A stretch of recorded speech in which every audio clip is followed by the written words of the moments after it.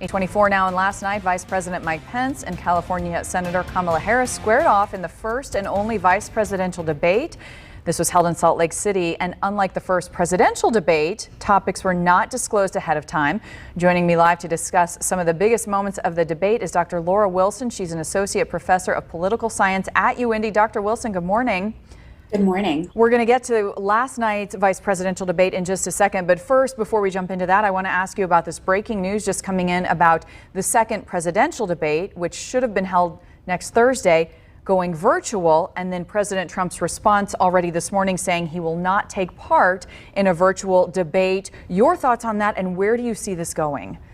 Well, this is really unprecedented, and we can say that about many things in 2020. But one of his complaints, of course, was saying the virtual format is not what debating is for. And we've seen a lot of different formats over the years, so I'm not sure that that argument holds true. But that said, you can't have a debate with just one candidate. So if he chooses to abstain, it's quite possible we won't see that October 15th debate between the presidents after all.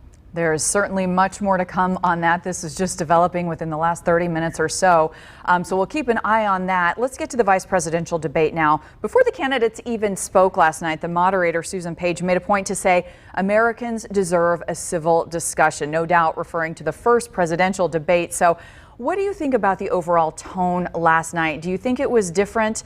There was plenty of overtalk, but it did seem a little better organized.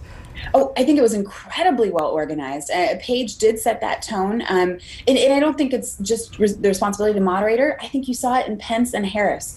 Both of them did a fabulous job in terms of responding to the questions, deflecting the questions sometimes when they wanted to answer something differently, and really standing their ground. I know a lot of people say, what do you get out of a debate at this point? We estimate about 5 million Americans have already voted, and certainly they can't change their votes. But that said, this is still very informative, and you saw both Pence and Harris stand the party ground, really articulate the differences in the ticket, and I think provide a good understanding of where the candidates stand on policy for Americans that were paying attention last night. And the first question to these candidates was not surprisingly about coronavirus. Harris called it the greatest failure of any president in history, so some pretty strong words there. Mike Pence is the head of the White House coronavirus task force. So do you think we got any real answers or clarity on the plan for coronavirus moving forward, no matter who wins in 3.5 weeks?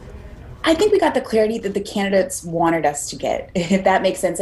Certainly, we knew this was going to be a big topic. It was the very first thing that was discussed, as you mentioned. And you do see differences between what Trump and Pence are doing in the administration versus what Biden and Harris say that they would do. I think, of course, with something as complicated as an international pandemic, it's very difficult to cover that in mere minutes.